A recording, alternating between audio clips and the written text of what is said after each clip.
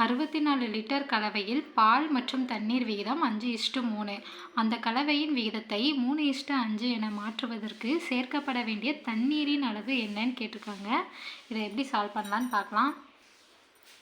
மொத்த லிட்டர் 64. இதில் பாலும் தண்ணீரும் 5:3 அப்படிங்கிற ரேஷியோவில் இருக்குதாமா. அப்போ மொத்தமாக 8. 8ல் தண்ணீர் 5, பால் 5. இது பால், இது தண்ணீர். பால் 5 பங்கு இருக்குது இன்ட்டு மொத்த லிட்டர் 64. இப்போ இதை அடித்தோன்னா 8 64, 8 40. அப்போ 40 லிட்டர் பால் இருக்குது. தண்ணீர் மொத்த பங்கு 8ல் 3 பங்கு தண்ணீர் இருக்குது இன்ட்டு 64 லிட்டரில் 1 8 8 64. இப்போ M3 24 லிட்டர் தண்ணீர் இருக்குது. இப்போ இதை தண்ணீர் கூட எத்தனை லிட்டர் தண்ணீரை சேர்த்தோம் அப்படின்னா 3:5 அப்படின்ட்டு கிடைக்கும்னு கேட்டிருக்காங்க. அப்போ இதை எப்படி போடலாம் அப்படின்னா, பால் 40 லிட்டர் பை தண்ணீர் 24 லிட்டர் ப்ளஸ் எத்தனை லிட்டர் தண்ணீர் சேர்க்கணும்னு தெரியாது, அதை எக்ஸ்ன்னு எடுத்துக்கலாம், ஈக்குவல் டு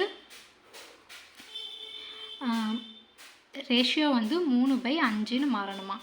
அப்போ இதை கிராஸ் மல்டிப்ளை பண்ணோன்னா 40 × 5 ஈக்குவல் டு 3 × 24 ப்ளஸ் எக்ஸு. இப்போ 45 200 ஈக்குவல் டு 24 3 24 3 4 12 மிச்சம் 1 2 6 1 7 72 ப்ளஸ் 3x.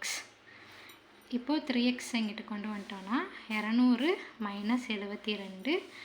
அப்போது 3x இஸ் ஈக்குவல் டு 200லேருந்து 72 போனால் 128 கிடைக்கும்.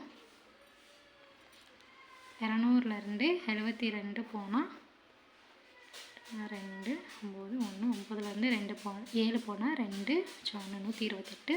X is equal to 128 by 3. இப்போ 1 3 4 12 3 6 மிச்சம் 2 இருக்கும். இப்போ 2/3 இப்படி போட்டுக்கலாம். 128 3 4 12 0 8 இருக்குன்னா 3 6 மிச்சம் 2. அப்போ ஆன்சர் 42 2/3 லிட்டர்.